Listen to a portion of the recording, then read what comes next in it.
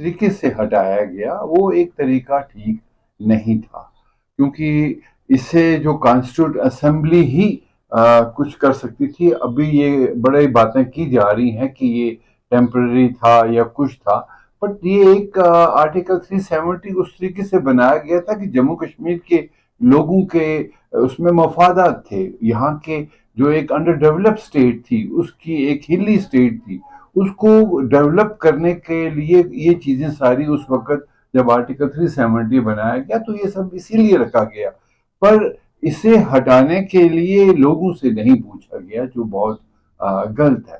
اگر یہ اسمبلی سے کہتے، ہماری جے اینڈ کے اسمبلی ہوتی، وہ اس کو ریکمنڈ کرتی یا کچھ بھی تو وہ الگ بات تھی. تو اس سلسلے میں بھی سپریم کورٹ میں اس اپلیکیشن سے لگائی کہ بھئی یہ ایک غلط طریقہ ہے، بوتھ 35A اور آرٹیکل 370. لیکن یہ ہے کہ بہت دیر تک اس چیز کو رکھا گیا، جبکہ اس کا فیصلہ بہت جلد ہو جانا چاہیے تھا. بٹ پھر بھی چیف جسٹس نے ایک سیریسلی یہ کہا ہے کہ ہم اسے ریگولرلی ہیئرنگ میں لے کے اس پر کوئی نہ کوئی ڈیسیجن لیں گے. تو ہمیں بڑی ہوپ ہے کہ صاحب یہ جو ہمارے دیش کی سب سے بڑی سپریم عدالت ہے، سپریم کورٹ، یہ کوئی نہ کوئی ایک صحیح فیصلہ جو ہے وہ یہاں لوگوں کے ہت میں، جموں کشمیر کے لوگوں کے ہت میں اور جموں کشمیر اسٹیٹ کے ہت میں ضرور دے گی. کیونکہ آرٹیکل 370 جو ہے یہ ایک ریلیشن بناتی تھی جموں کشمیر اور دیش کا، پر اگر لیگل بات اس میں تھی. اب اس وقت جو ایگزیکٹو نے اس میں جو فیصلہ لیا ہٹانے کے لیے، جو پارلیمنٹ میں بل لایا گیا اسے ہٹایا گیا.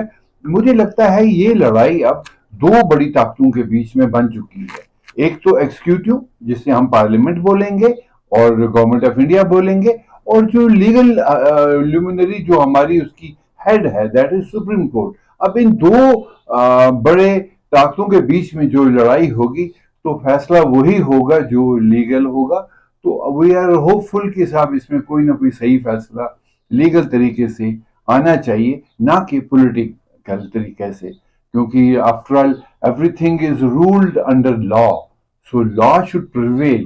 اور لا کا جو گارڈ کرتا ہے وہ سپریم کورٹ کرتا ہے. لیٹس بی ہوپ فل.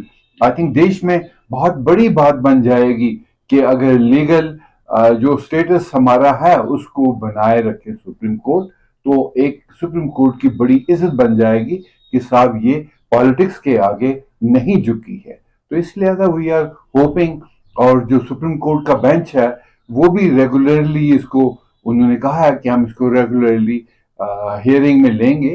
انہوں نے بہت سے، کیونکہ پٹیشنز بہت سی ہیں، بہت سے لوگوں کو سننا ہے، تو ہوپ فلی کہ کچھ صحیح فیصلہ لیگلی ہو تاکہ یہاں لوگوں کی بھی سیٹسفیکشن ہونی چاہیے. نہیں دیکھیے، ہر دن ڈیولپمنٹ تو ہوگی. آخر جموں کشمیر کوئی انڈر ڈیولپ اتنا بھی نہیں تھا. جموں کشمیر ایک سب سے رچ اینڈ ڈیولپڈ اسٹیٹ ہے. تو آپ یہاں کے وہ دیکھیے. اب الگ بات ہے کہ پولیٹیشنز نے یہاں پورا جو ایک ڈیولپمنٹ کی اور جو تھا اس کی اور انہوں کا رخ بہت کم رہا ہے، کیونکہ زیادہ تر وہ لوگ پولیٹیکلی لوگوں کو ایکسپلائٹ کرتے رہے ہیں. تو اس لہٰذا ایسی کوئی بات نہیں. ڈیولپمنٹ پہلے بھی تھی، آج بھی جو ڈیولپمنٹ ہو رہی ہیں وہ ہو رہی ہیں. دن بدن کچھ نہ کچھ کام تو ہوتا ہی رہتا ہے. آپ جگموہن گورنر کی بات کریں اس آرٹیکل 370 سے پہلے، آپ ان کا دیکھیے کہ انہوں نے کتنی اچھی روڈز سب طرف بنا دی تھی، اور یہاں اس سے پہلے کتنے پروجیکٹس ہیں.